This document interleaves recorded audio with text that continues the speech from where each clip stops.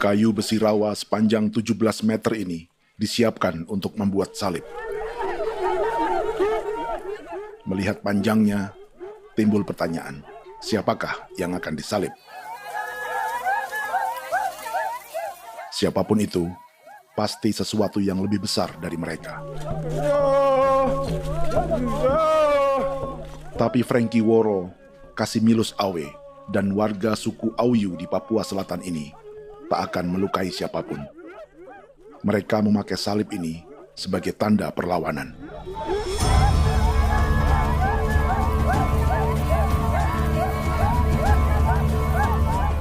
Yang mereka lawan memang lebih besar, yaitu pemerintah Republik Indonesia. Pemerintah sedang mengincar 2,5 juta hektar hutan orang Papua untuk proyek tanaman industri pangan dan energi.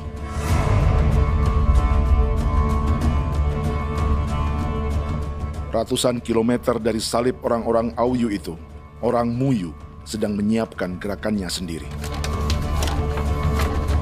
Tapi kali ini dalam bentuk sebuah pesta. Pesta yang disiapkan oleh marga Kimco Jinipjo selama 10 tahun.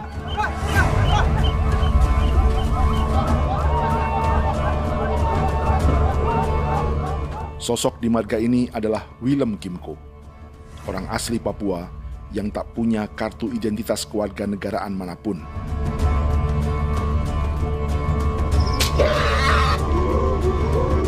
Pesta adat ini sudah cukup langka. Tak hanya di Papua, bahkan di kawasan Pasifik dan peradaban Melanesia.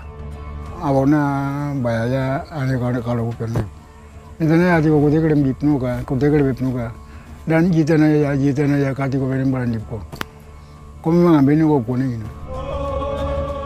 Ada gagasan dan gerakan sosial di balik pesta orang-orang Muyu ini.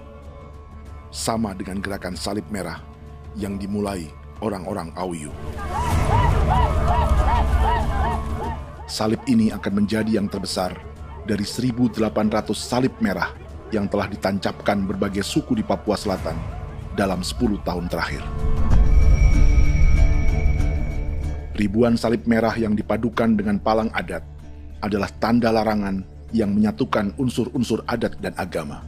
Kami percaya bahwa kalau memang kami sudah tidak mampu untuk menyelesaikan persoalan ini, dalam hal ini perusahaan tidak bisa masuk, berarti kami minta bantuan kepada nenek moyang dan Tuhan. Atribut perang orang Auyu ini diukir atau dilukis, digambar di batang salib ini dengan tujuan bahwa kami larang dengan sangat keras. Jadi apabila siapapun, baik dari antara kita sendiri yang melanggar batas ataupun pihak lain yang mengganggu keselamatan hak tanah adat kami, maka kami siap untuk melakukan ancaman perang. Salib-salib ini tidak ditancapkan di halaman-halaman gereja, melainkan di tanah dan hutan adat, di dusun-dusun sagu, dan di tempat-tempat yang disakralkan. Sebab 1.800 palang adat dan salib ini memang bukan semata tentang agama, tapi untuk mencegah negara dan perusahaan memasuki tanah dan hutan adat mereka. Papua bukan tanah kosong.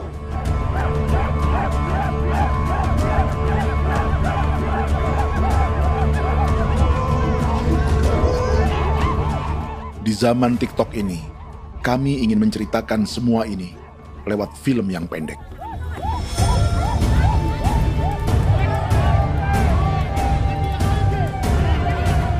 Tapi kami jelas gagal.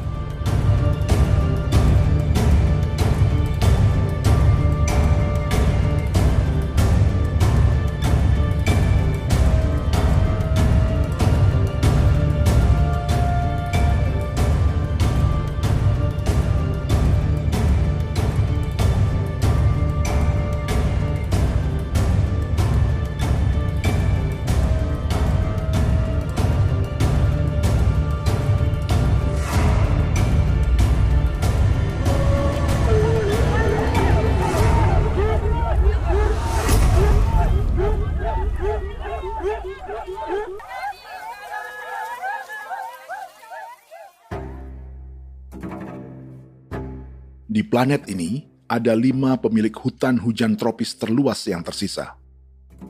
Kongo di Afrika, Brazil, Peru, Bolivia, dan Indonesia.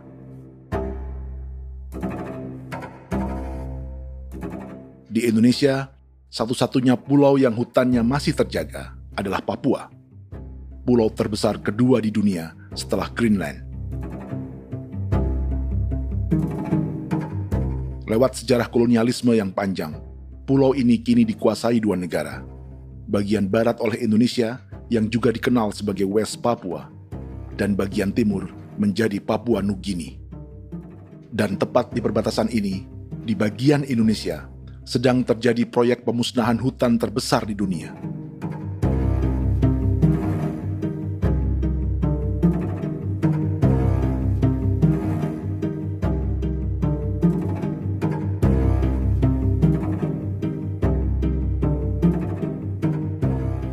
Pemerintah Indonesia sedang membuka lebih dari 2,5 juta hektar hutan untuk sawit, tebu, padi, dan peternakan. Ini disebut proyek strategis nasional untuk lumbung pangan dan energi yang jadi ambisi 3 presiden. Bagian terbesar direncanakan untuk mencetak sawah seluas 1,3 juta hektar. Lalu bagian lain akan ditanami tebu seluas 560.000 hektar untuk gula dan bioetanol. Setiap liter bensin di Indonesia akan dicampur bioetanol 10% atau E10. Ada 10 perusahaan di proyek ini, dan semuanya dimiliki oleh 1 keluarga saja. Berikutnya, ada areal sawit seluas 400.000 hektar untuk biodiesel. Targetnya mencampur 50% solar dengan minyak sawit atau B50. Dan terakhir, pemerintah akan membuka peternakan seluas 380.000 hektar. Jadi, apa yang salah dengan proyek pangan dan energi ini? 5 orang Papua dalam film ini akan menjawabnya.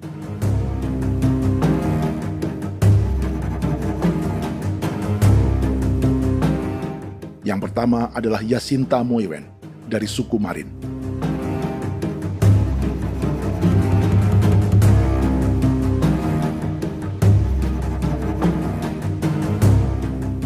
Yasinta dan warga di distrik Ilwayak di Merauke sudah menjadi korban. Hutan dan rawa sebagai sumber pangan dan ekonominya telah dihancurkan. Jalan sepanjang 135 km sedang dibuat, dan di kiri kanannya akan dicetak 1 juta hektar sawah. Mereka sulit menolak atau melawan. Salib sudah digeser, masih datang lagi dengan senjatanya mereka nih. Karena proyek ini juga dijaga tentara. Macam-macam senjatanya.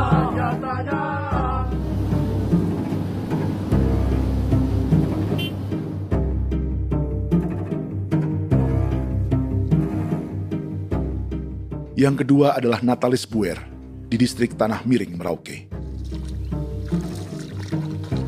Petani milenial ini merasa ditelantarkan. Sebab setelah hutannya diubah menjadi sawah, sebagian sawah-sawah ini tak tergarap.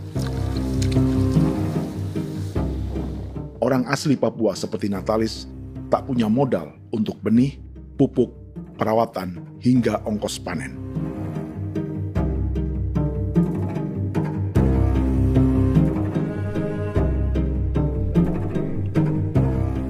Orang ketiga adalah Vincent Kuipalo dari suku Yenan di distrik Jagebob, Merauke.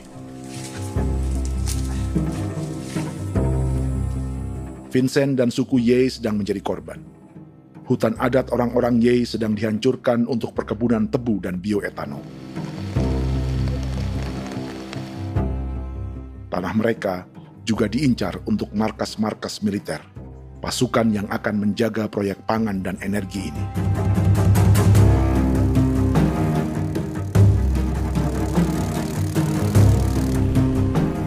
Yang keempat adalah Frankie Woro dari suku Auyu di distrik Fofi, Kabupaten Bovendigul. Hutan dan tanah mereka terancam perluasan perkebunan sawit untuk campuran biodiesel atau B50. Orang-orang dari suku Auyu ini adalah calon korban. Merekalah salah satu pelopor gerakan Palang Adat dan Salib Merah. Meski kadang berseberangan dengan gereja yang mereka anggap lebih mendukung pemerintah dan perusahaan.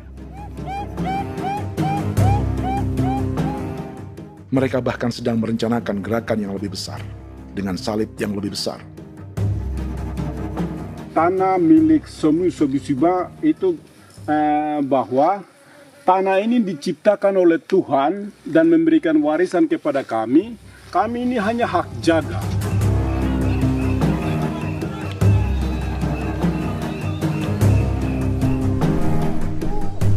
Sosok kelima adalah Willem Kimco dari suku Muyu di Bovendigul. Tokoh adat dari Muyu ini hidup di garis belakang proyek negara, sehingga belum menjadi korban. Tapi mereka sedang bersiap menghadapi segala kemungkinan. Tinggal di belantara dan perbatasan membuat sebagian mereka tak punya status kewarganegaraan. Tapi mereka telah hidup jauh sebelum ada Indonesia atau Papua Nugini.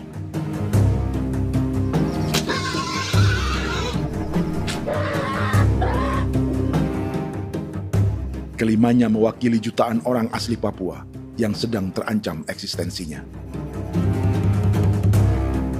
Jika kita merasa kepunahan peradaban Neanderthal di Eropa, Aztec dan Inca di Amerika, atau aborigin di Australia adalah sejarah masa lalu, film ini menceritakan bagaimana pemusnahan sebuah bangsa dan kepunahan sebuah peradaban sedang terjadi di masa hidup kita. Kepunahan bukan karena kerusakan lingkungan dan ruang hidup semata, juga karena dihantam 60 tahun operasi militer.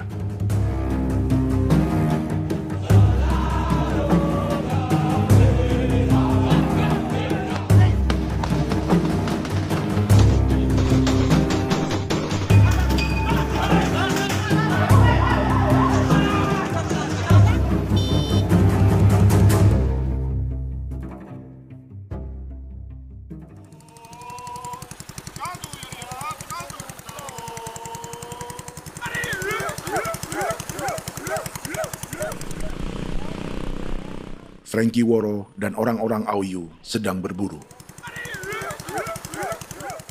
Tapi lokasi perburuan mereka mulai dikuasai perusahaan perkebunan sawit.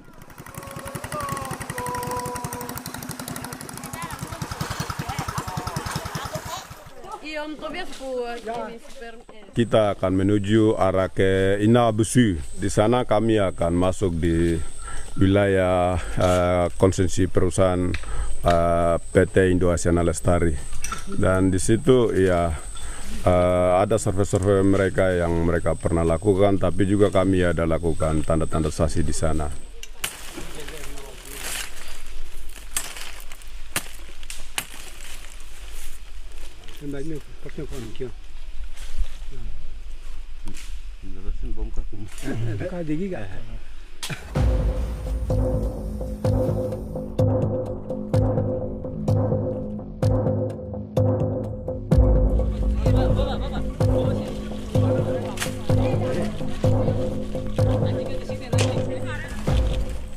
Dapat dengan yang induknya, tapi karena induknya dia lari dong terlambat kerja, akhirnya yang bisa kita dapat dia punya anak ini saja.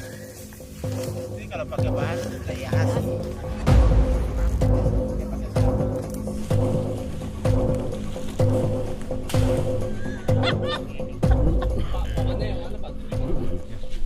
Pohon ini pohon bitanggur, dia punya kayu ini kita biasa gunakan untuk kerja perahu, dan juga kulit depu getanya itu kita pakai untuk kerja ini, panah-panah ini lem, jadikan lem ini, panah-panah. Hutan ini adalah supermarket bagi suku Auyu. Juga lumbung pangan atau bank untuk menyimpan deposito kekayaan alam. Hutan juga tempat yang penuh dengan sejarah suku, situs budaya, dan tempat-tempat sakral. Inilah yang sedang mereka pertahankan dari incaran pemerintah dan perusahaan. Untuk semua alasan ini, mereka menancapkan ribuan salib merah.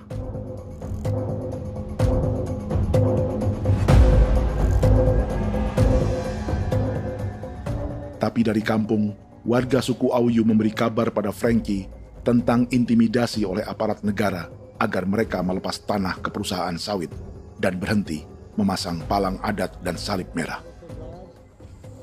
Ada beberapa titik yang saya sudah siap, tetapi di sini emergensi dari saya, terutama di kampung Sokanggon, PT Damai Timber. Dia mengganggu saya dengan menggunakan kekerasan maupun pihak hukum. Dan kemarin saya ada pernyataan penolakan secara resmi, tapi masih tetap dengan menggunakan pihak hukum untuk masuk, untuk harus dituntut saya untuk harus diterima perusahaan itu.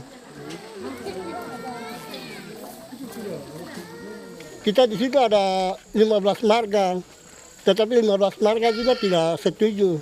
Marga-marga siapa yang terima dan marga-marga mana saja yang menolak.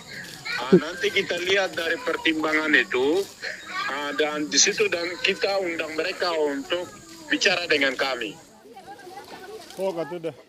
Sebagai sosok yang aktif dalam gerakan, warga Auyu terus memberi informasi lapangan kepada Frankie yang tak selalu berada di kampungnya.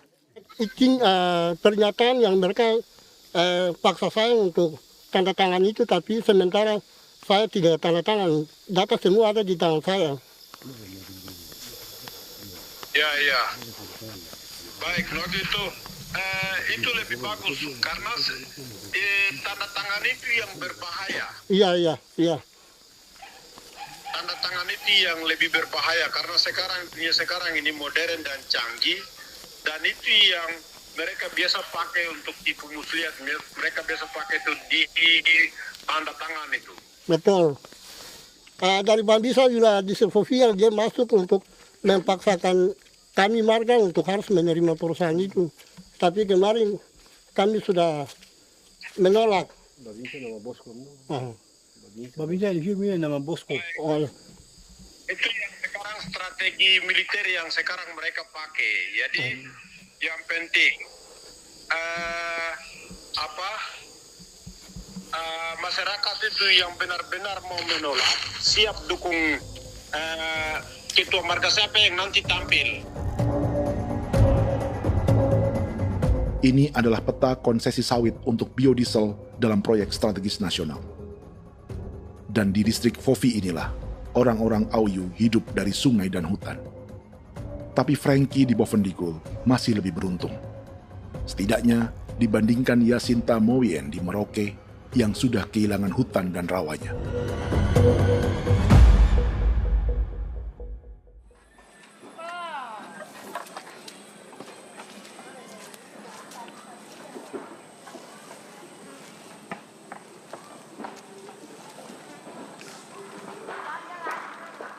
Yasinta dari suku Marin adalah petani sayur di kampung Wanam, distrik Ilwayap, Merauke.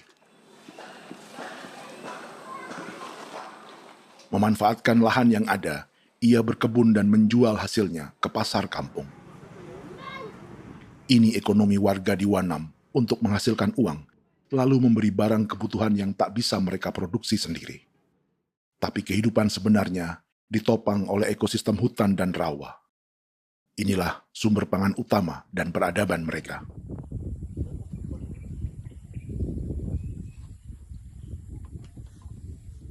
Namun ketenangan ini diusik ketika tiba-tiba Juli 2024 di Pelabuhan Wanam datang ratusan alat berat untuk proyek pangan dan energi pemerintah.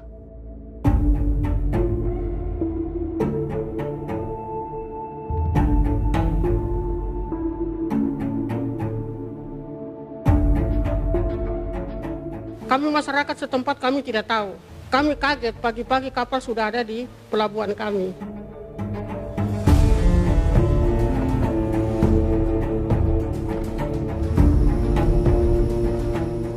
Yasinta Mowien atau Enrika Gebze dan warga lainnya tak pernah diajak bicara atau dimintai pendapat.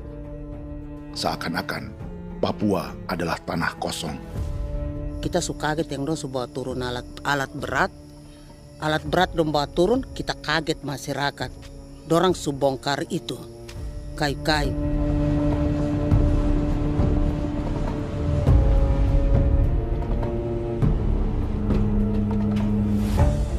Bersamaan dengan alat-alat berat itu, juga berdatangan tentara Indonesia untuk mengawal proyek pembukaan hutan milik Jacinta.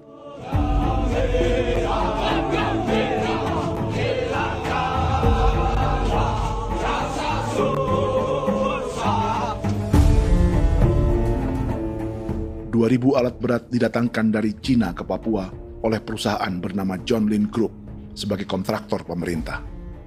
Ini disebut sebagai pesanan eskavator terbesar di dunia dengan nilai 4 triliun rupiah. Misinya membuka hutan dan rawa milik orang Marin, salah satunya untuk membangun jalan sepanjang 135 km. Sementara di kiri kanannya akan dicetak sawah yang ditargetkan seluas 1,3 juta hektar. Jalan berupa garis lurus ini bukan rute tradisional ekonomi masyarakat. Jalan ini akan menghubungkan kawasan perkebunan sawit dan tebu di sebelah timur, juga untuk mobilisasi pasukan militer. John Lin Group adalah perusahaan yang dimiliki Andi Samsudin Arsyad atau yang dikenal dengan Haji Isam. Sebagian orang mengenalnya sebagai pengusaha yang hobi balapan mobil.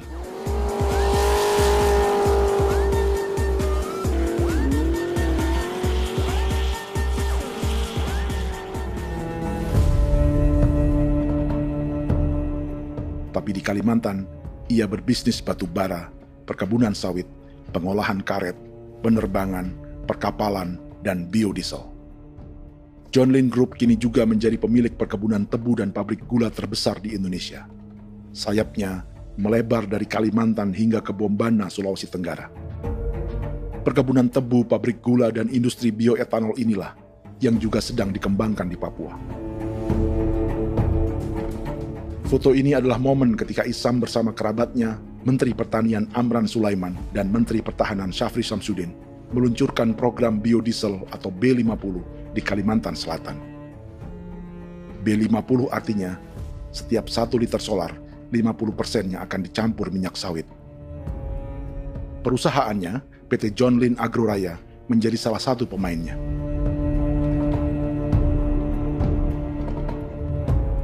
Sepanjang tahun 2025, saham PT John Lin Agroraya pernah naik hingga 700%.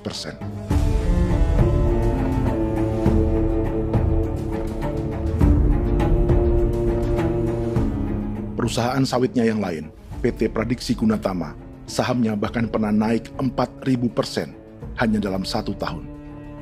Dari harga saham ini saja, nilai kekayaan keluarga Isam diperkirakan mencapai 100 triliun rupiah lebih, menjadikannya salah satu keluarga terkaya di Indonesia dan salah satu pemain penting industri bioenergi. Dan di Papua Selatan inilah sebagian sawit-sawit untuk mendukung program B50 akan ditanam. Inilah tanah orang-orang Wambon, Muyu, Marin, Yei, atau Auyu seperti Frankie Ward.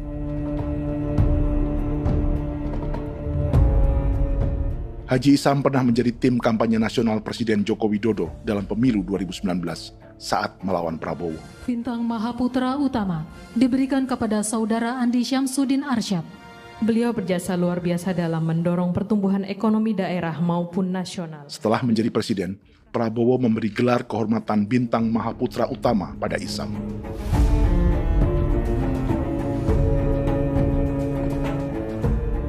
Sejumlah menteri Prabowo, juga kerabat dan orang-orang yang pernah bekerja di perusahaan Isam.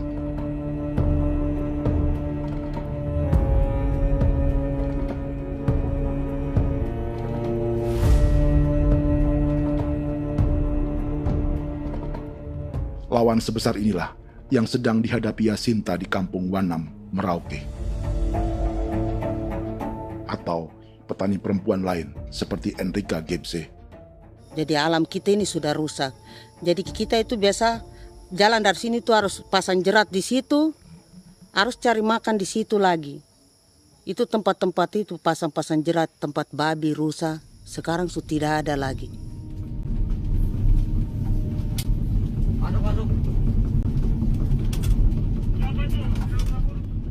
Rekaman ini memberi gambaran bagaimana Kasuari kehilangan rumah di bekas hutan dan rawa yang telah dibabat.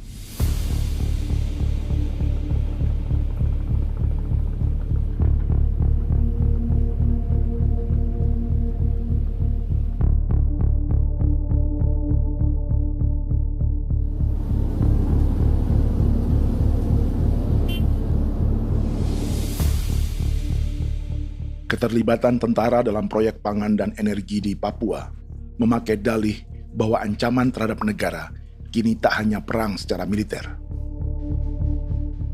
tapi juga melalui pangan dan energi. Kementerian Pertahanan pun terlibat karena proyek ini dianggap operasi militer selain perang. Jadi tugas kamu adalah menjaga sumber cadangan pangan nasional. Macam-macam senjatanya, Proyek ini menambah panjang alasan mempertahankan kehadiran tentara di Papua dalam 60 tahun terakhir.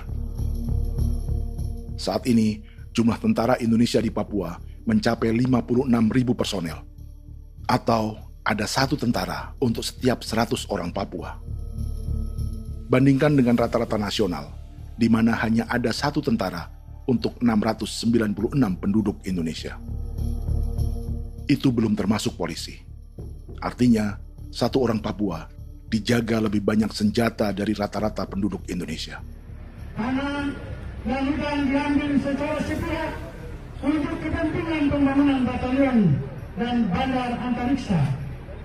Ini bentuk perampasan masyarakat. Penolakan kehadiran markas-markas militer terjadi di sejumlah tempat di Papua.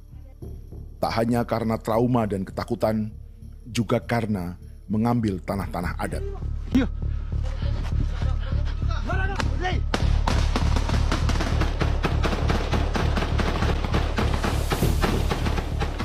Salah satu alasan mengapa militer terus ditambah di Papua, karena masih ada perlawanan dari Organisasi Papua Merdeka atau OPM selama 50 tahun terakhir. Ayo. Tapi kekuatan militer OPM diperkirakan hanya 1.430 personel dan 360 pucuk senjata. Selebihnya, mereka menggunakan senjata tradisional.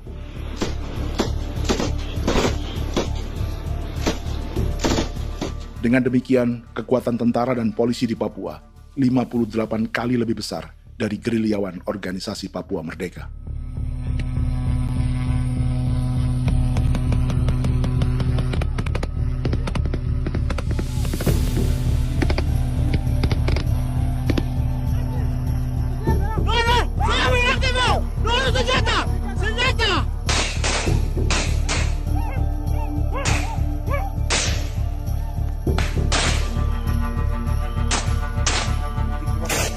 Sebagian tentara berada di garis depan pertempuran, tapi sebagian besar lainnya terlibat operasi non-tempur menjaga proyek pemerintah dan investor swasta. Seperti Batalion Infanteri Teritorial Pembangunan di distrik Jagebob, Merauke ini. Lokasinya bersebelahan dengan konsesi lahan tebu untuk gula dan bioetanol milik PT Murni Nusantara Mandiri. Baik perusahaan maupun markas militer, keduanya mengambil hutan milik suku Ye dari marga Kuipalo. Tapi orang datang tanam ini saja di sini, tanam papanama ini. Victor Kuipalo menunjukkan apa yang terjadi. Jadi kita juga kaget ini. Nah, kalau ini papanama ini memang ini papanama ditanam tapi bukan haknya mereka yang ini. Ini hak kami di sini, hak dusun kami, marga Kuipalo yang punya hak dusun ini. Setelah memasang patok, alat berat mulai bekerja untuk membangun markas militer di tanah orang Ye.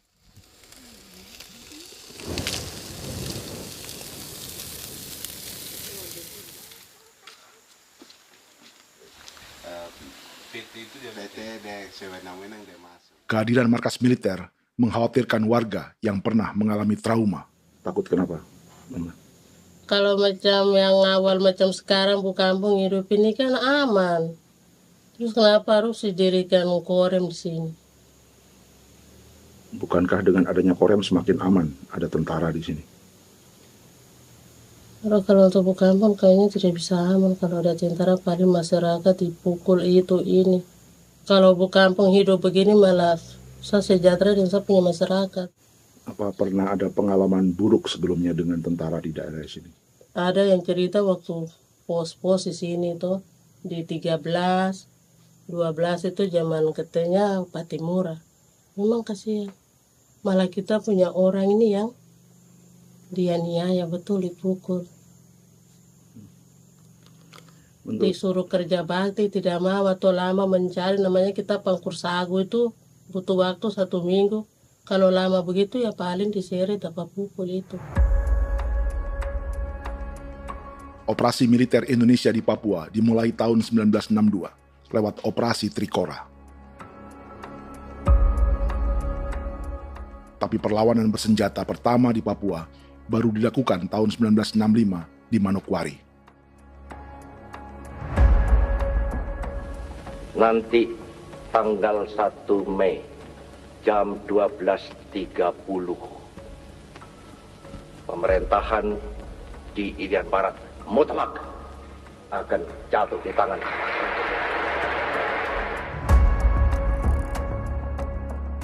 Sejak itu, selama 60 tahun, operasi militer untuk menaklukkan Papua terus dilakukan. Salah satu operasi militer paling berdarah adalah Operasi Wibawa untuk memenangkan Indonesia dalam jajak pendapat tahun 1969. 643 orang tewas di Paniai. Lalu disusul 4.146 korban tewas antara tahun 1977 hingga 1978.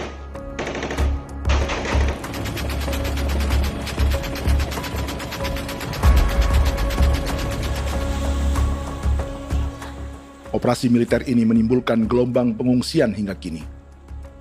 Dewan Gereja Papua mencatat 103.000 orang menjadi pengungsi pada tahun 2025 dan nyaris tak diberitakan media-media Jakarta.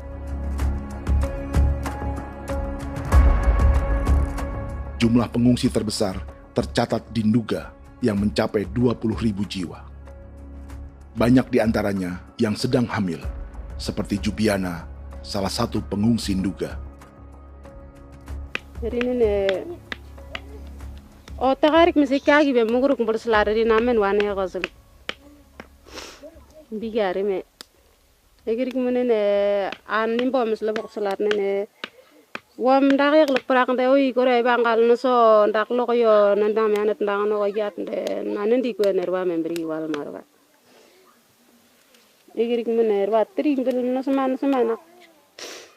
ngal siak ya ber kumbit nyak masala orena me wo solo rina men wani go semane kuman nak wani wani ndemo lo ndak misalna me bre go lo nak no semane ne be minute waru ra kana bi ni dige war be mino pragit de laina bulan maret april yana mana kantan barak na lire na bam ne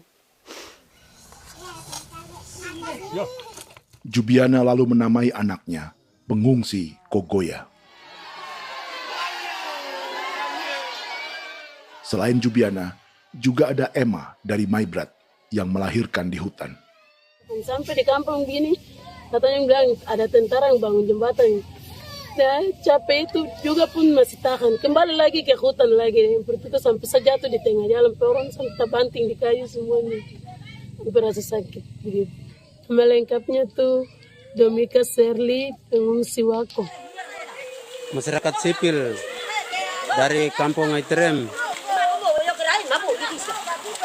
sementara mengungsi karena kampungnya sementara dikuasai oleh TNI Polri.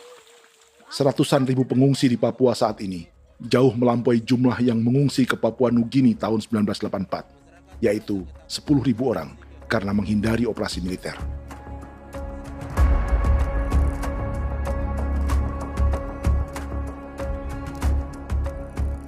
Bersamaan dengan operasi militer, eksploitasi sumber daya alam Papua juga dilakukan sejak masuknya tambang emas dan tembaga Freeport pada tahun 1967.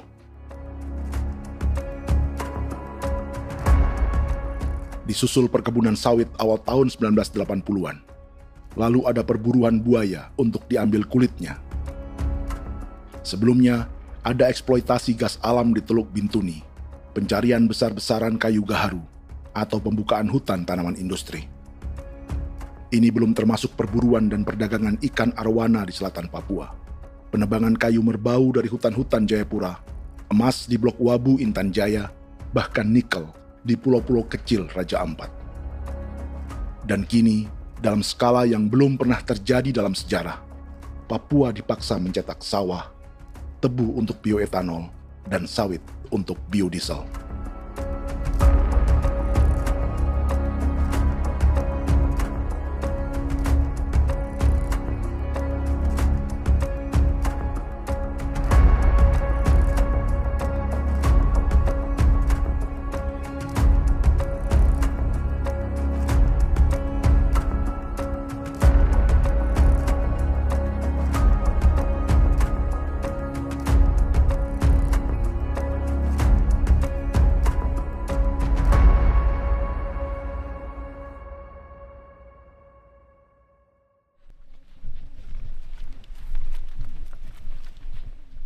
Inilah yang sedang menimpa keluarga Vincent dan Victor Kuipalo di Merauke.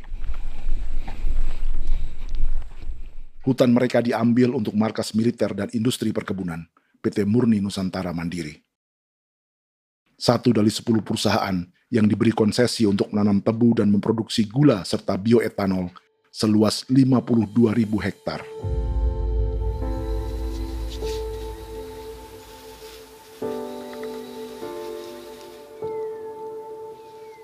Perusahaan ini dianggap mengambil hutan dan tanah orang-orang Ye, terutama marga Kuipalo, yang memiliki hak adat terhadap 2.300 hektar hutan.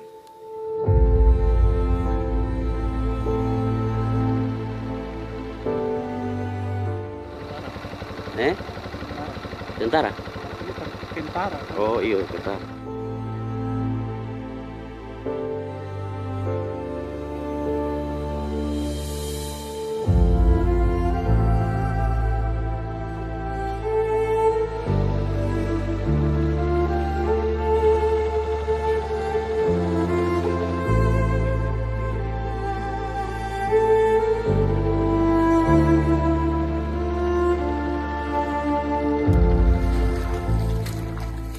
Keluarga Kuipalo sedang melihat apakah perusahaan semakin mengancam tanah mereka.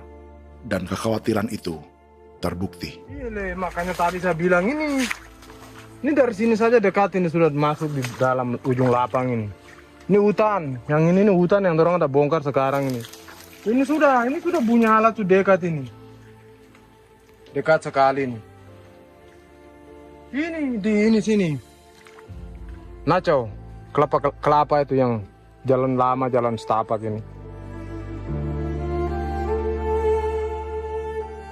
Dari udara, terlihat alat-alat berat semakin mendekati tanah orang-orang Ye, marga Kuipalo.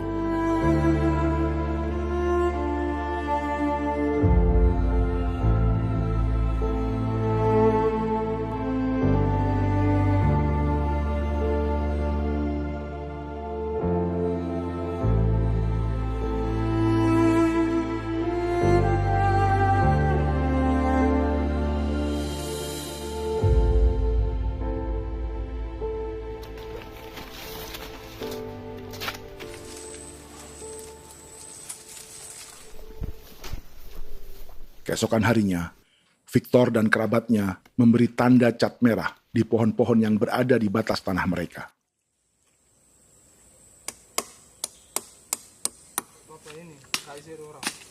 Tapi tanda peringatan adat ini tak diindahkan perusahaan.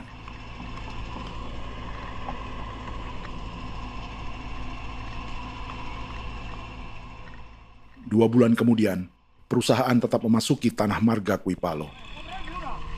Sama-sama. Kami manusia, kau lihat. Tapi sudah sakit hati sekali saya kasih tahu adik. Ini sama baik ini kalau pikiran berubah lagi hari ini. Kami juga punya tangan, hanya beda rambut. Mister itu juga. Woi,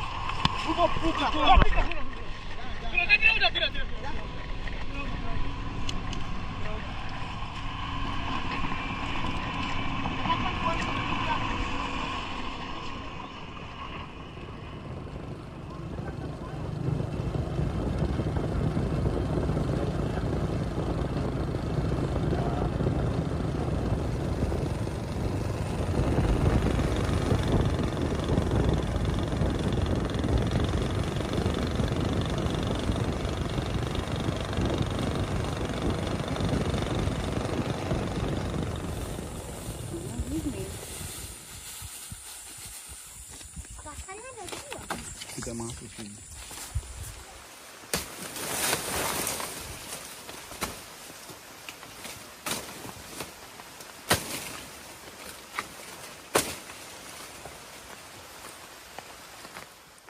Jadi ya untuk itu seperti saya katakan tadi, apakah lebih baik kita tidak usah ada kah atau bagaimana, kita pisahkan, pisahkan dari negara ini kah? Jangankan tuh, saya kemarin bicara sama Daniel, datang sama saya dengan persoalan Kodam ini. Saya bilang, Pak Daniel, kalau lebih baik saya ngungsi ke Papua Nugini. Dia bilang, aduh Bapak jangan begitu. Ya memang, kalau tidak bisa menghargai kami, lebih baik pilihan yang itu yang saya memilih. Lebih baik saya pindah dari sini. Saya mengungsi ke Papua Nugini, di negara tetangga. Masih di laut. Apa? Saya bilang sama Kapolsek, Pak Agustus itu 17 Agustus saya tidak kasih naik bendera merah putih. Saya bendera ada, nanti saya taruh di meja. Bendera saya ada. Karena saya punya pikiran percuma kita ini merasa bahwa kita hidup di bawah naungan merah putih. Ternyata merah putih tidak lindungi kami. Tidak anggap kami sebagai kami rakyatnya. Dia lambang negara. Dan kami menghargai lambang negara itu. Ternyata lambang negara ini, kita bernaung di bawah lambang negara ini, kita tidak dilindungi.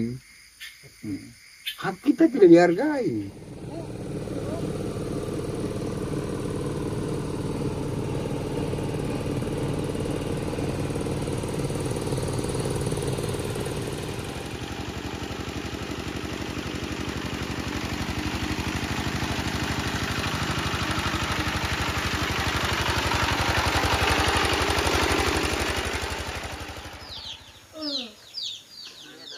Marga Kuipalo dari suku Ye terus mendapat teror dan intimidasi agar melepas tanah mereka yang hanya dihargai Rp300.000 per hektar.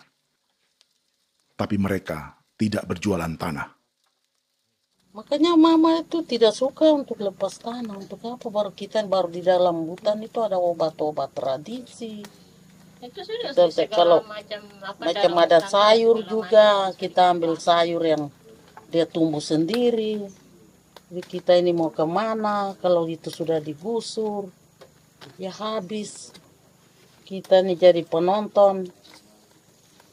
Jangan sampai kita ini duduk minta di jalan.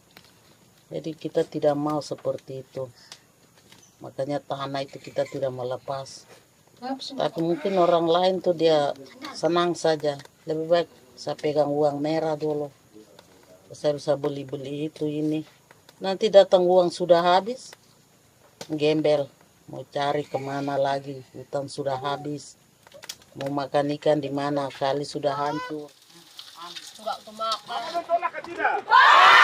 Seperti Yasinta di Wanam, suara dan gerakan kaum perempuan Papua sangat nyaring dan tak bisa diabaikan. Saya sebagai perempuan tolak untuk perusahaan masuk di sini. Karena kalau saya terima anak-anak saya mau dikemanakan, mau tinggal di mana. Apapun yang terjadi saya tetap tolak. Demi tanah ini saya akan berjuang, demi saya punya anak-anak. Yang katanya mengutamakan anak Papua, nyatanya yang kerja kebanyakan ya orang-orang Jawa. Saya sendiri orang Jawa, tapi bukan mau bicara yang tidak-tidak. Memang kenyataannya seperti orang-orang Papua itu terbelakangkan, kurang diutamakan, gitu.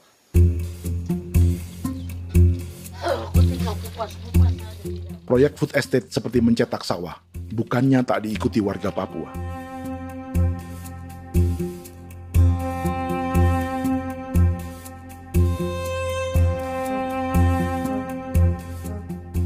Salah satunya Natalis Buer di distrik Tanah Miring, Merauke.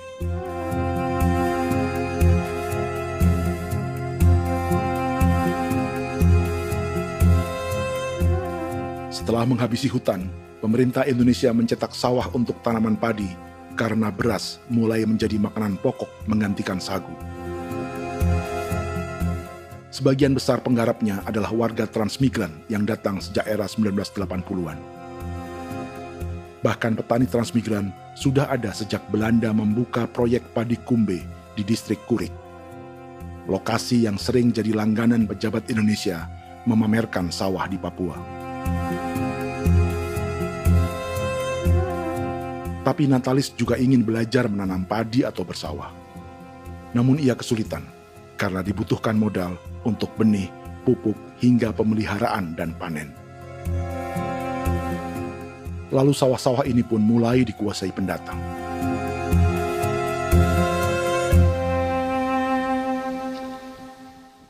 Tapi sejauh ini di kampung kami ini yang saya lihat memang ada kelompok kami punya di sini yang sudah tergabung dalam Gapoktan, kemudian masuk dalam optimalisasi lahan.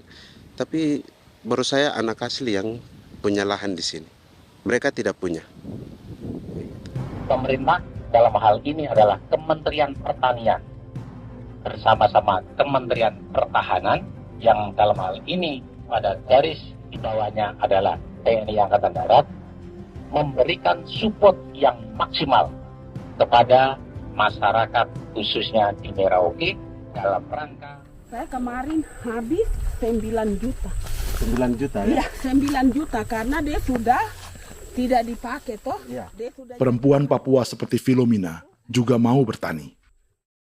Pemerintah memberi bantuan Rp900.000 per hektar lewat program optimalisasi lahan atau OPLAH. Tapi dibanding biaya produksi dan harga jual gabah, Filomina mengaku berkali-kali rugi dan kini memutuskan tak lagi menggarap sawahnya. Terus kita harus cari uang untuk kombek.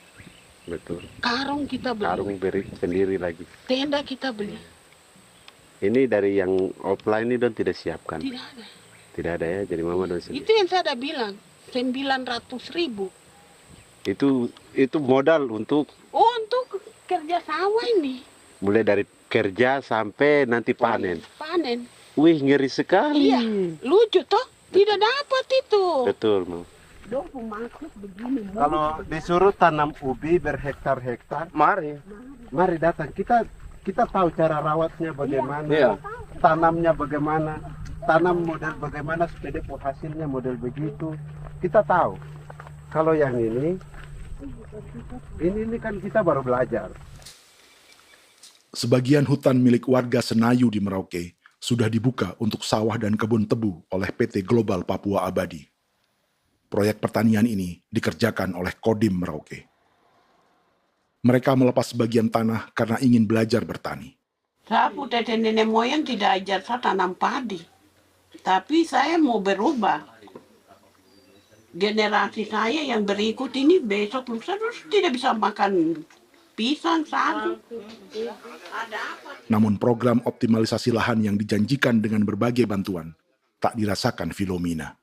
Obat rumput beli, obat padi beli, jonder kita bayar, bahkan bibit masih kurang, cari bibit lagi beli. Jadi saya memang kalau program pemerintah saya sama sekali saya tidak suka. Baku tipu saya.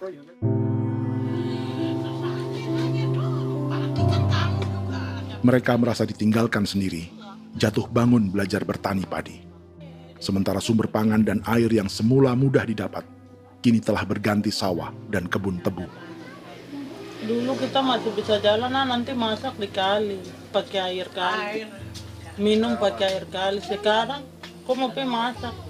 Tidak ada air. Air sudah susu, mau minum tidak bisa. Sudah dengan obat. Drone semprot debu itu saja drone. Drone yang semprot. Saya lihat di itu. Jadi kita bukan drone yang terbang di atas untuk disemprot. Dong lempar pupuk di bawah ya dia mengalir ke kali. Mengalir ke kali, ke rawa-rawa.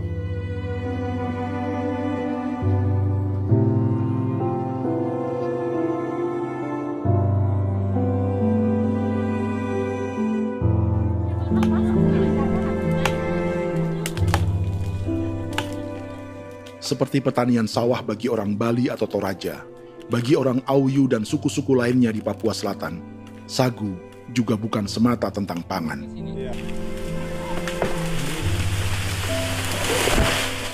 Bagi orang Auyu dan Marin, sagu adalah kerabat, sosok orang tua, sosok nenek moyang yang harus dijaga dan dilindungi.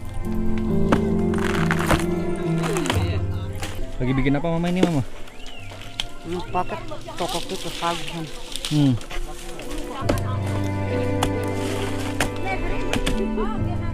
Itu orang tua kami, orang tua nenek moyang kami yang korban dirinya kemudian menjadi pohon sagu untuk kebutuhan hidup kami. Kami diingatkan oleh leluhur, sagu itu tidak boleh digusur dan tidak boleh diganggu dengan cara apapun, dan di dalam rangka kepentingan apapun tidak boleh. Kamu harus bela, bahkan sampai nyawa pun harus menjadi taruhan demi membela keselamatan keberadaan sagu di atas tanah ini.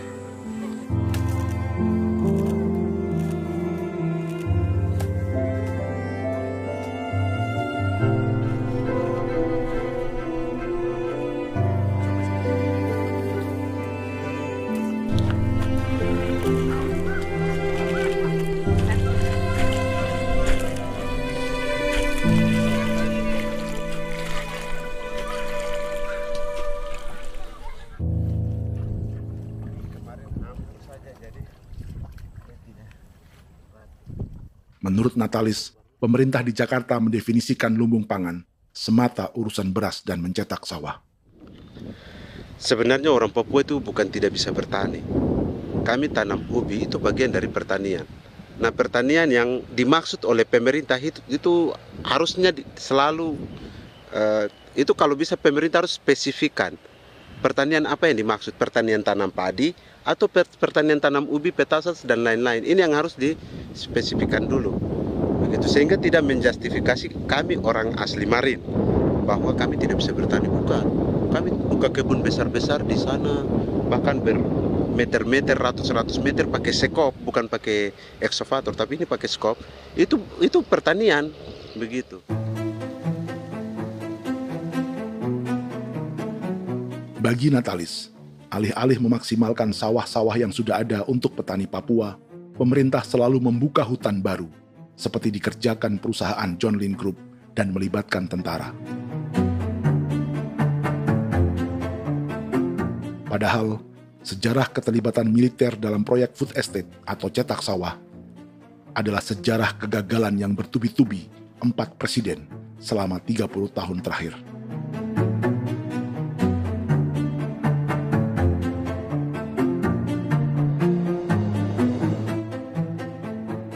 Papua bukan yang pertama menjadi proyek lumbung pangan yang melibatkan tentara. Kalimantan telah menjadi korban 30 tahun sebelumnya.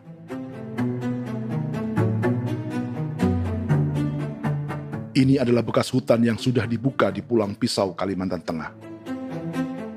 Tahun 1996, di era Presiden Jenderal Soeharto, ia menghabisi 1 juta hutan di lahan gambut untuk mencetak sawah demi memenuhi ambisi swasembada beras, bukan swasembada pangan. Hutan tropis Kalimantan dihabisi dalam skala yang belum pernah terjadi dalam sejarah.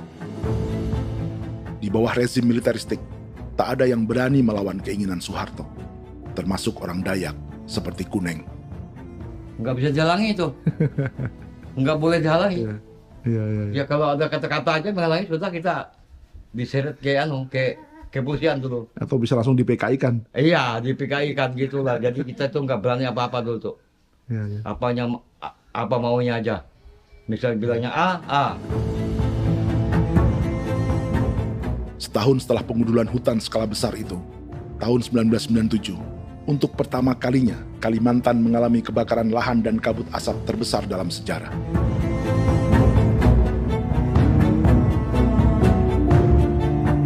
Sebagai ilustrasi, ini kondisi kabut asap tahun 2015.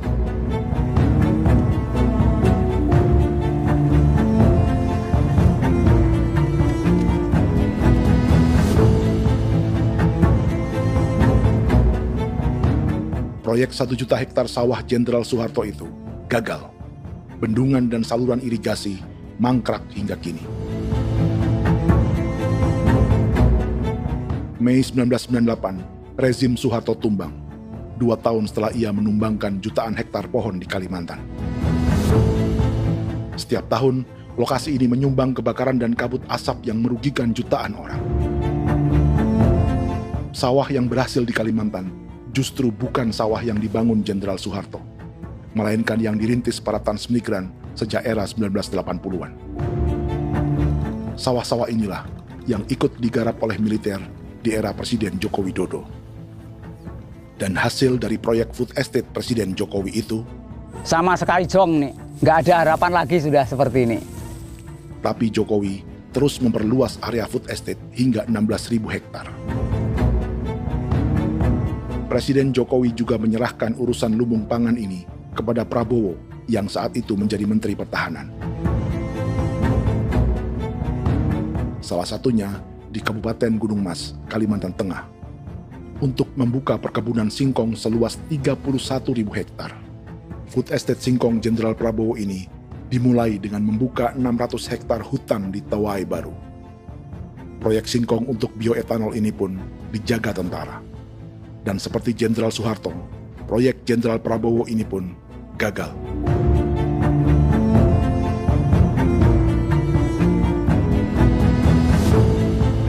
Dengan reputasi ini, Joko Widodo dan Prabowo justru sedang membuka 2,5 juta hektar di Papua.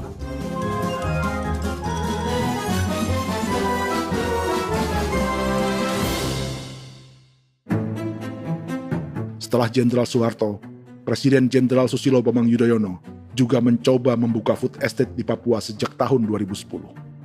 Namanya Merauke Integrated Food and Energy Estate atau MIFE. Proyek ini juga gagal. Lalu di lokasi yang sama, Jokowi berusaha meneruskan dengan proyek mencetak sawah 1,2 juta hektar yang juga gagal. Sekarang yang paling siap adalah 1,2 hektar.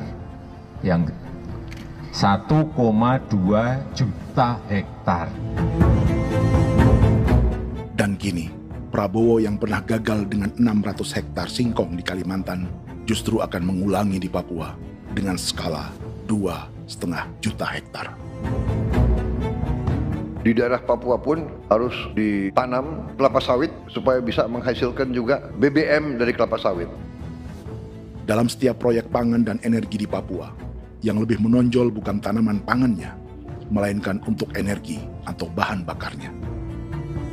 Sawit untuk biodiesel dan tebu untuk industri bioetanol. Ada 10 perusahaan yang diberi konsesi hingga 0,5 juta hektar untuk tebu. Dan 10 perusahaan itu dimiliki oleh 1 keluarga saja.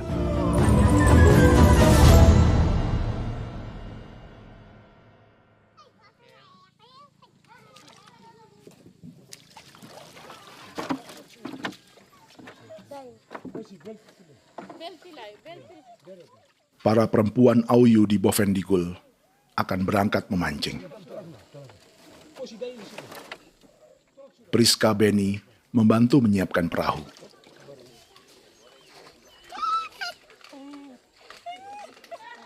Mereka akan mengumpulkan bahan pangan di hutan untuk persiapan acara penancapan salib merah berikutnya.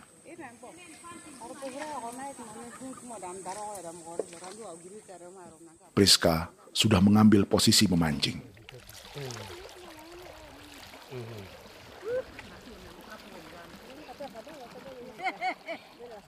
1.800 salib merah telah dipasang di wilayah adat berbagai suku di Papua Selatan untuk menghalau perusahaan sawit dan tebu.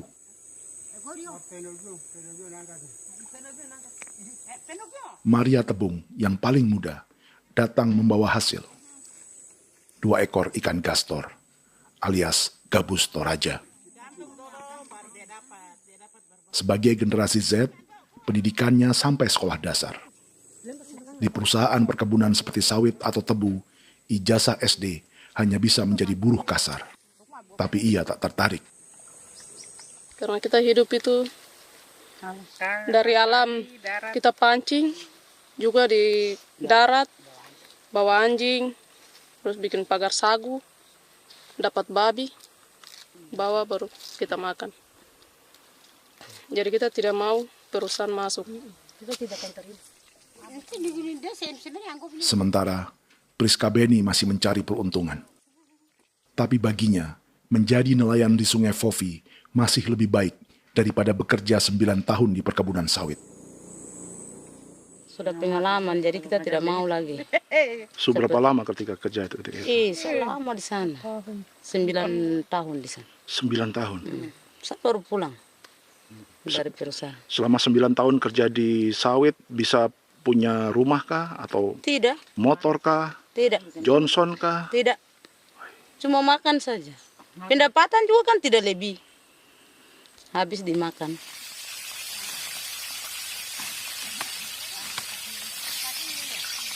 Satu minggu libur berapa hari? Tidak libur. Minggu tetap kerja? Tetap kerja. Tidak bisa ke gereja? Hari Minggu kerja. Hari Minggu juga kerja. Dia tidak mengenal agama perusahaan itu. Di grup perusahaan sawit Korindo, Priska digaji 2 juta rupiah per bulan dan tinggal di mes karyawan. Tapi gaji itu dipotong bahan makanan atau BAMA rata-rata 1 juta rupiah setiap bulan. Korindo adalah grup perusahaan yang salah satu usahanya adalah hutan tanaman industri dan sawit di Bovendigul dan Merauke. Di Papua, mereka memakai bendera PT Tunas Sarwa Ema.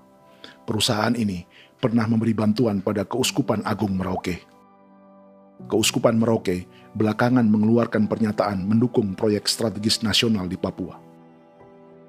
Umat Katolik yang memprotes sikap gereja tersebut ditangkap polisi. Jadi selama 9 tahun tidak bisa nabung? Tidak. Makan saja. Makan saja. Makan saja. Menabung bagaimana? Keperluan banyak. Tidak sampai. Habis di anak-anak uang sekolah. Uang 1 juta itu mana sampai. Mau nabung juga tidak cukup. Sudah pengalaman, jadi kalau di sini perusahaan mau masuk tidak.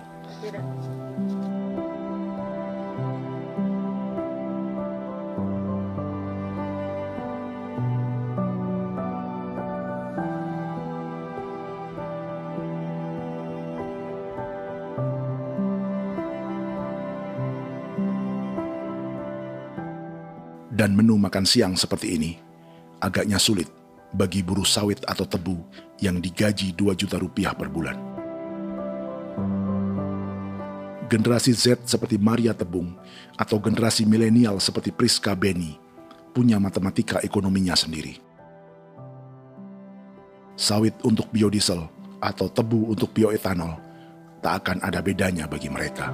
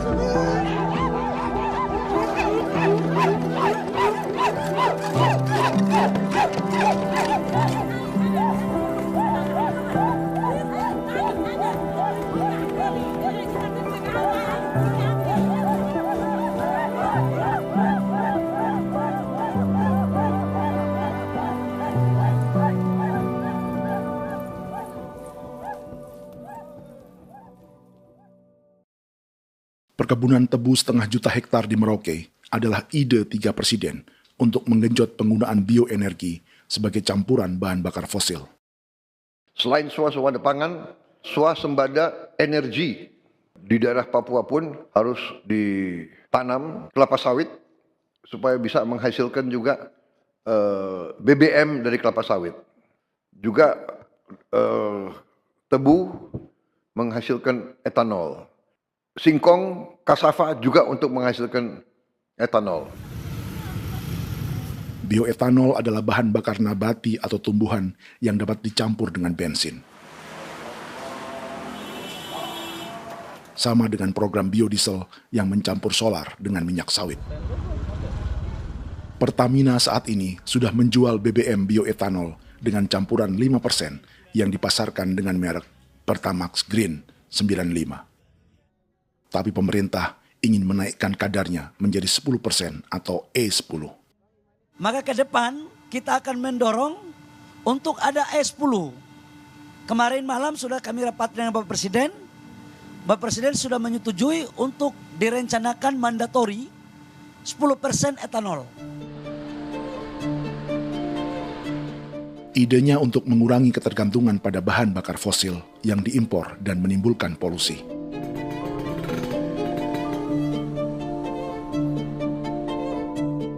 Tapi bioetanol bukannya tak mengorbankan lingkungan, hutan, rawa, dan manusia. Karena program E10 membutuhkan 7,3 miliar liter bioetanol, maka lahan yang dibuka untuk menanam tebu bisa mencapai 1,3 juta hektar. Sementara saat ini, luas perkebunan tebu di Indonesia hanya 500 sampai 600 ribu hektar. Artinya, butuh lahan baru hingga 800 ribu hektar untuk menanam tebu. Dan 500 ribu hektar diantaranya sedang dibuka di Papua. Hutan yang tadinya untuk menumbuhkan pangan berubah jadi tanaman untuk bahan bakar di jalanan.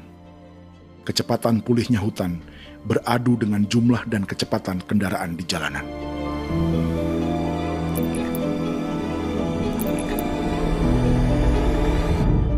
Dahaga terhadap energi tak pernah bisa dipuaskan. Setelah minyak sawit untuk biodiesel, dunia kini merambah singkong, jagung, dan tebu untuk bioetanol. Benua Amerika, Eropa, sebagian Afrika, hingga separuh Asia kini mulai memakai bioetanol sebagai campuran bahan bakar.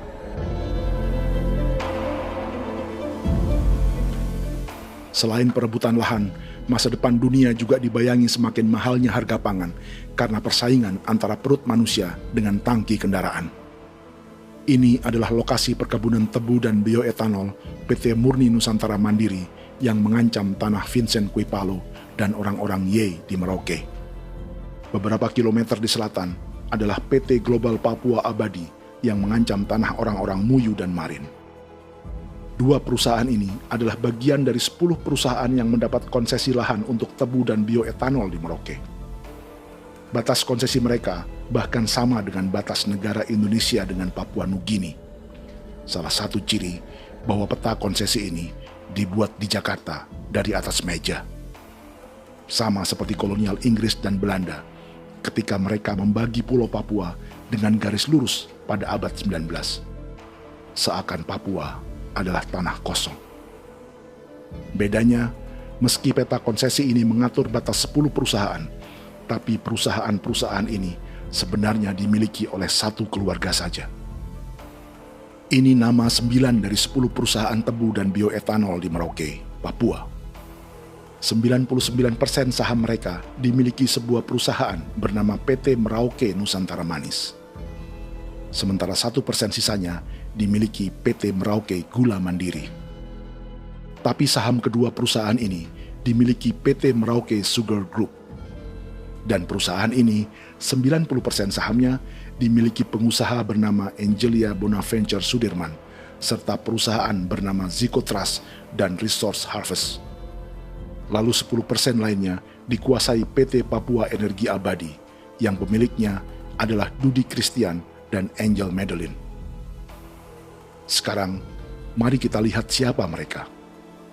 Angelia Sudirman adalah keponakan dari salah satu konglomerat sawit Indonesia, Martias Fangiono. 9 perusahaan di Papua ini berada di bawah bendera Merauke Sugar Group. Dan Merauke Sugar Group hanya satu dari 7 grup perusahaan milik keluarga Fangiono.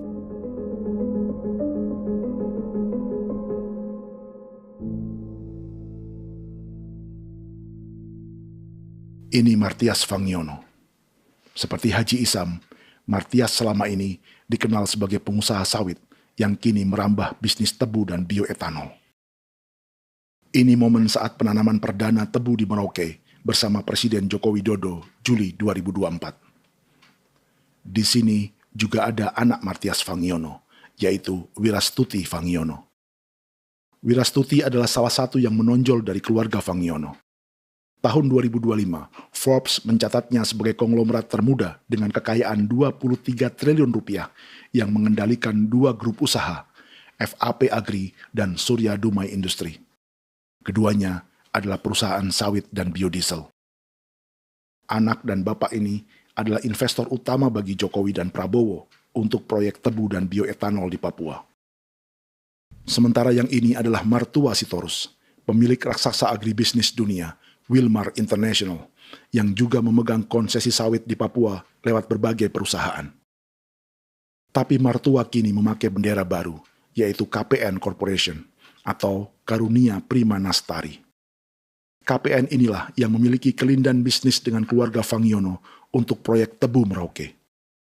Apalagi grup Wilmar yang didirikannya juga pemain gula utama di Australia. Tahun 2010, Wilmar membeli 100% saham perusahaan gula terbesar Australia, Sucrogin. Akuisisi senilai 1,5 miliar dolar Amerika ini langsung menjadikan Wilmar salah satu pemain tebu terbesar dunia. Sebagian bibit tebu yang ditanam di Merauke adalah varietas yang dikembangkan Lembaga Riset Gula Australia atau Sugar Research Australia. Sugar Research Australia lalu menjalin kontrak pengembangan bibit dengan PT Global Papua Abadi milik Fangiono. Tapi masalahnya, Sugar Research Australia adalah badan publik yang tugasnya memajukan petani tebu dan sebagian dananya berasal dari pajak warga Australia. Itu artinya, warga Australia membiayai pengembangan bibit tebu untuk investor dan pemerintah Indonesia. Dokumen ini menunjukkan bahwa lembaga yang dibiayai warga Australia itu pernah memiliki kontrak penyediaan bibit dengan PT Global Papua Abadi milik keluarga Fangiono. Kontrak itu baru berakhir pada November 2024. Artinya, saat Presiden Jokowi dan keluarga Fangiono menanam bibit tebu pada Juli 2024 ini, kontrak itu masih berlaku. Nama lain dalam keluarga ini adalah Siliandra Fangiono, yang pada tahun 2024 dijuluki Raja Sawit Termuda dengan kekayaan 39 triliun rupiah dalam catatan Forbes. Ia mengendalikan grup First Resources. Secara umum, keluarga Fangiono memiliki 20 perusahaan di Sumatera, 32 perusahaan di Kalimantan, 1 di Jakarta, 2 di Singapura, dan 25 perusahaan di Papua. Di Papua, perusahaannya tersebar dari Sorong, Mapi, hingga Merauke. Para politikus dan pejabat Indonesia terus membesarkan konglomerasi, meski Martias Fangiono pernah divonis 1,5 tahun penjara karena kasus pembalakan liar dan kebun sawit ilegal tahun 2007. Sementara tahun 2022, Wilmar terlibat kasus korupsi ekspor minyak sawit dan divonis mengembalikan kerugian negara 11,8 triliun rupiah. Tumpukan uang ini disebut sebagai pembayaran dari grup Wilmar yang diterima secara simbolis oleh Presiden Prabowo pada Juni 2025 lalu. Tapi peran raksasa biodiesel dan bioetanol dunia ini belum akan surut di Indonesia. Bahkan sebaliknya. Sebuah dokumen presentasi bisnis dari Wilmar International Limited pada tahun 2010 ini bisa menjadi petunjuk. Presentasi ini bagian dari proses pembelian 100% saham raksasa tebu Australia, Sucrogin. Dalam presentasi ini, Wilmar mengaku ditawari konsesi lahan 200.000 hektar di Papua, atau dulu disebut Irian Jaya, untuk menanam tebu. Dengan penerbangan hanya 2,5 jam dari kantor Sucrogin di kota Townsville ke Merauke, Wilmar akan mengawinkan bisnis gula dan bioetanolnya menjadi pemain dunia. Dan lokasi yang diincar oleh Wilmar adalah distrik Ilwayap di Merauke, kampung halaman Yasinta Moiwen. Dan persis disinilah 14 tahun kemudian, ribuan eskavator John Lynn Group milik Haji Isam mulai membuka hutan sebagai kontraktor pemerintah. Presentasi dan gagasan ini dibuat oleh Wilmar pada Juli tahun 2010. Sebulan kemudian, Agustus 2010, pemerintah Presiden Susilo Bambang Yudhoyono meluncurkan proyek Lumbung Pangan dan Energi Merauke atau Merauke Integrated Food and Energy Estate. Targetnya membuka lahan 1 juta hektar dalam 5 klaster yang masing-masing 200.000 hektar. Angka yang sama dengan presentasi Wilmar. 5 tahun kemudian, 2015, giliran Presiden Joko Widodo yang mau melanjutkan proyek pangan dan energi 1,2 juta hektar. Menjelang pensiun sebagai presiden, Jokowi kembali menggencarkan proyek ini dan melibatkan Prabowo sebagai Menteri Pertahanan. Jokowi lalu mendukung Prabowo sebagai presiden berpasangan dengan anaknya, Gibran Rakabuming Raka sebagai wakil presiden. Kini, setelah menjadi presiden, giliran Prabowo yang melanjutkan proyek bioetanol dan biodiesel dengan memobilisasi militer dan melibatkan pejabat-pejabat yang juga para elit partai koalisinya.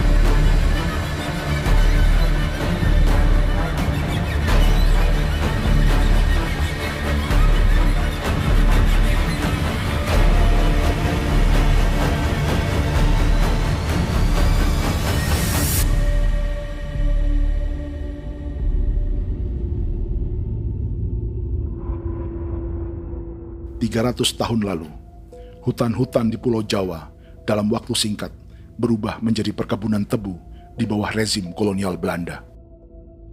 Orang Jawa menjadi buruh dan petaninya dipaksa menanam tebu. Dari kolonialisme dan politik tanam paksa itu, Belanda memperkaya negara dan para investornya. Tak puas membuka hutan untuk perkebunan di Jawa dan Sumatera, kolonial Belanda menanam tebu hingga di Suriname dan mengerahkan ribuan orang Jawa sebagai buruh pada tahun 1890. Inggris yang sudah menguasai negara seluas India dan Papua Nugini pun masih menanam tebu jauh di tengah Samudra Pasifik, di tanah orang-orang Fiji. Lalu memindahkan puluhan ribu orang India menjadi buruh di sana. 200 tahun sebelumnya, ratusan ribu orang Afrika bahkan diperbudak untuk bekerja di perkebunan-perkebunan tebu Spanyol dari selatan Eropa hingga Karibia, Kuba, atau Jamaika. Jika dulu tebu menjadi gula atau emas putih, kini cerita kolonialisme tebu berlanjut di Papua untuk bahan bakar nabati atau bioetanol. Dan seperti semua cerita tentang kolonialisme, akan ada yang berpesta dan ada yang membayar. Dalam setiap cerita pesta kolonialisme, baik di Jawa, Karibia, atau di Papua, selalu melibatkan para elit lokal, dari pejabat, perwira, hingga agamawan. Tapi dalam setiap kolonialisme, juga selalu ada cerita tentang mereka yang mempertahankan diri dan melawan.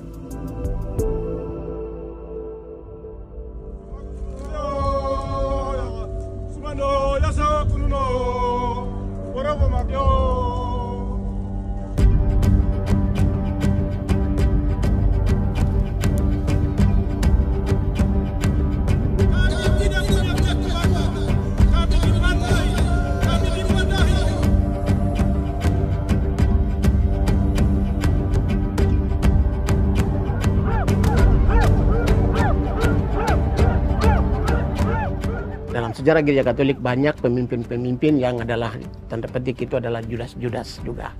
Jadi itu sudah pasti karena itu adalah manusia. Satu sisi sebagai manusia dalam perjalanan digoda, apalagi ada dalam posisi-posisi jabatan, ya mungkin banyak tawaran-tawaran lain, lalu disitulah terjadi pergeseran keberpihakannya kepada misi gereja tadi itu untuk umat, untuk mereka yang tertindas. Orang kirim eksavator, orang kirim tentara, orang kirim polisi. Pukul kami bukan pencuri, kami tidak pernah mencuri orang barang. Kami tidak pernah menangis ke orang lain. Kami tidak pernah menangis ke kita bapak mama, kami menangis kepadamu. Tuhan kami lemah. Aku tidak tahu. Di hijau Cikuira, orang lain datang ke bangsa kami, ke wilayah kami untuk kasih habis kami.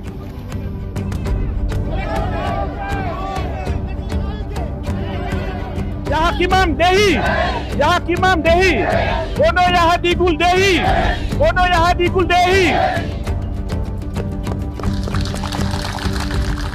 Kita buat sasi seperti begini untuk menolak perusahaan apapun yang masuk di tanah kami. Kalau kita kasih, kita bikin rusak sekarang, kita punya generasi berikutnya mau dapat kemana.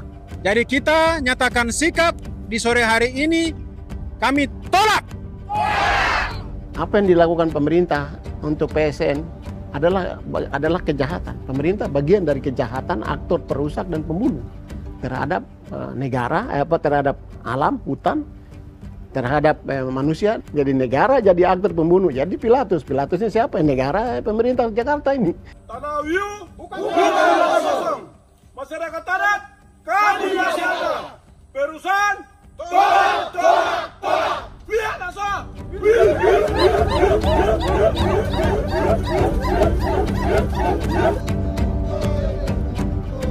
Jika tanah adat dan hutan adat hilang, kami mau hidup di mana? Maka di sini saya mau bilang, negara jangan tipu-tipu kami lagi.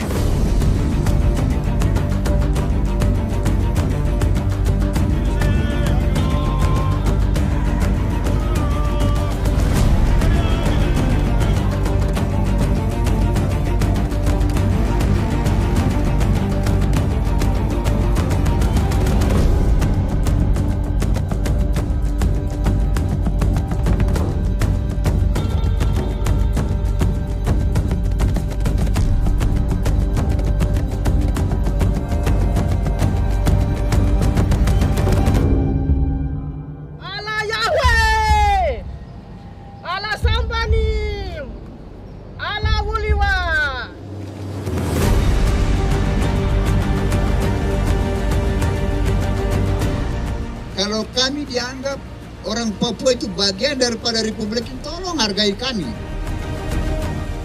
Dengan adanya PSN, PT John Hindrup yang sudah menerobos tanah kami dan hutan kami, merusak alam kami. Itu yang kami datang ke Jakarta jauh-jauh dari Papua. Kami mau bersuara kepada Bapak Presiden Prabowo Subianto, di mana keadilan untuk masyarakat Papua. Tolong lihat masyarakat Papua yang sudah mati. Kami bersepakat menyatakan, 1. Gereja-gereja di Indonesia mendukung masyarakat adat yang menolak proyek strategis nasional di tanah Papua. 2. Gereja-gereja di Indonesia menolak militerisme dan otoritarianisme di Indonesia.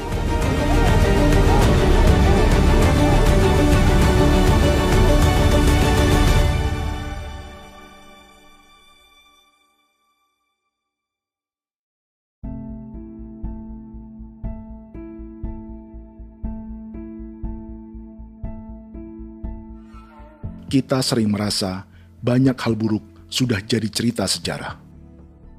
Dan kita sekarang hidup lebih baik, lebih beradab, atau mustahil melakukan kejahatan seperti di masa lalu.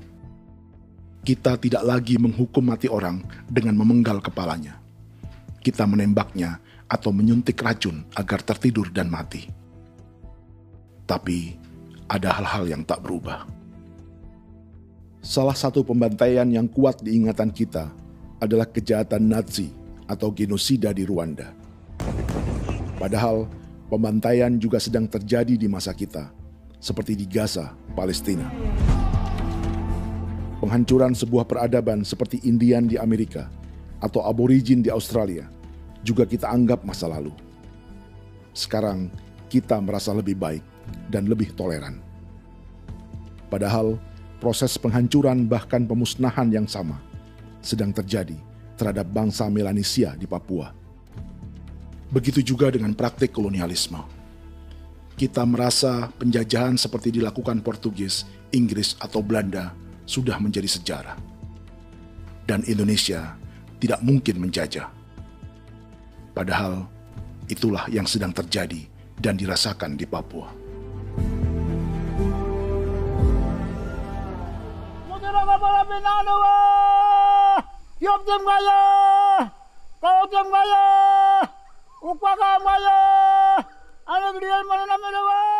Jalannya sejarah ini disadari Willem Kimco di pedalaman Bovendigol, Papua.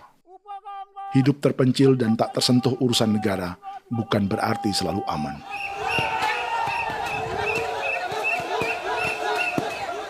Untuk sampai di tempat ini, orang-orang Muyu menempuh 2 hari berjalan kaki mengarungi hutan, lembah, dan sungai. Termasuk mereka yang datang dari perbatasan Papua Nugini. Mereka berkumpul untuk memenuhi undangan pesta adat yang disebut Awon Atatbon atau Pesta Babi. Yang mengundang adalah marga Kimco Jinipjo. Yang dituakan di marga ini adalah Willem Kimco. Ia tak punya kartu tanda penduduk dan kewarganegaraan manapun, baik Indonesia atau Papua Nugini. Tahun 1984, 10.000 orang Papua, terutama suku Muyu, mengungsi ke Papua Nugini untuk menghindari operasi militer Indonesia, termasuk Willem Kimco.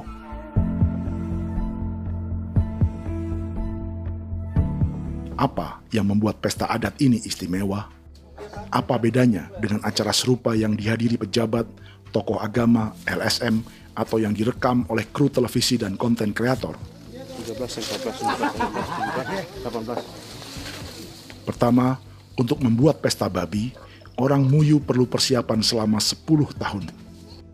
Sebab, babi-babi yang akan jadi bagian dari pesta ini tak boleh dibeli, alias harus dipelihara sendiri.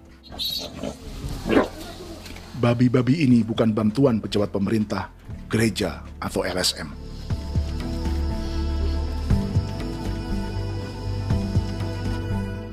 Yang kedua, babi-babi ini tidak dipelihara di kandang. Jadi punya nama babi ini kah? Harimau. Harimau? Harimau. Dia kulit dengan ini bulu di harimau, macam harimau begitu yang kasih nama harimau. Setelah diberi nama, mereka dilepas liarkan di hutan sejak kecil. 10 tahun kemudian, jika tiba saatnya pesta, para pemburu akan mencari mereka di dalam 479 hektar hutan milik marga Kimco. Suku atau marga lain tak akan mencurinya di hutan, karena mereka sudah punya babi dan wilayah masing-masing. Itu artinya, mereka harus tetap menjaga dan mempertahankan hutannya, agar babi-babi bisa hidup. Demikian juga dengan lahan pangan mereka, yang menumbuhkan sagu, keladi, atau aneka sayuran.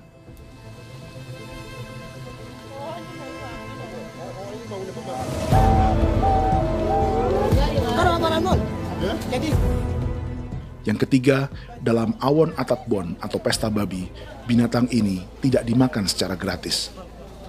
Setiap marga atau klan dalam suku Muyu akan membayar jerih payah tuan rumah menjaga hutan dan memelihara babi.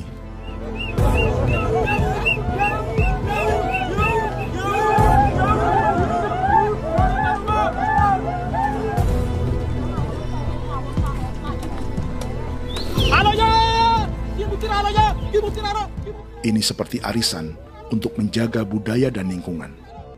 Bagian dari budaya dan ekonomi timbal balik yang ditandai dengan siklus memberi dan menerima.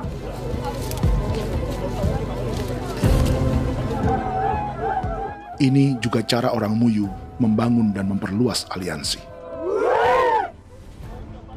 Awon bet begul bet ulan yau kandoet asat peda nani asat peda yang liga nani ado amte nani menene tena jaga kepo kemo ko di mana kepo kemo mayat nih kep tetek no mayango kep kan in between ini ke iftore wen ne tena ya kadek me oke kepo nanti kuto kepo ke plaza kuto nani kon kene man gini wani koko kati bolon ya bengo koko kuning bolon ya. Jika Willem Kimco dan marganya bisa menjaga hutan dan wilayahnya, marga lain ikut diuntungkan sebagai sebuah ekosistem. Demikian juga sebaliknya. Alasan keempat, mengapa pesta babi ini memiliki tempat khusus dalam peradaban orang Muyu, karena Willem Kimco khawatir peradaban mereka akan punah, menyusul ancaman terhadap ekosistem dan hutan.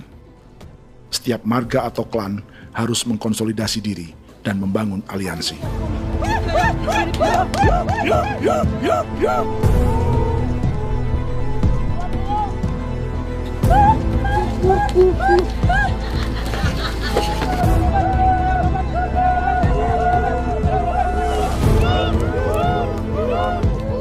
Kekhawatiran Willem dan orang-orang Muyu tak berlebihan. Ruang hidup mereka bersinggungan dengan proyek bioetanol dan biodiesel pemerintah Indonesia. Mereka juga tahu apa yang telah dan sedang menimpa suku lain seperti Auyu di Bovendigul atau Yainan dan Marin Anim di Merauke.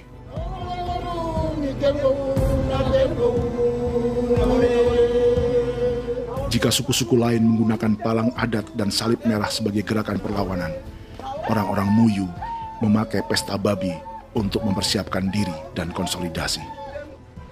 Sebab, berbeda dengan saat mengungsi tahun 1984, kali ini yang datang ke tanah orang-orang Muyu tak hanya tentara, juga alat-alat berat bersama para pebisnis pangan dan energi.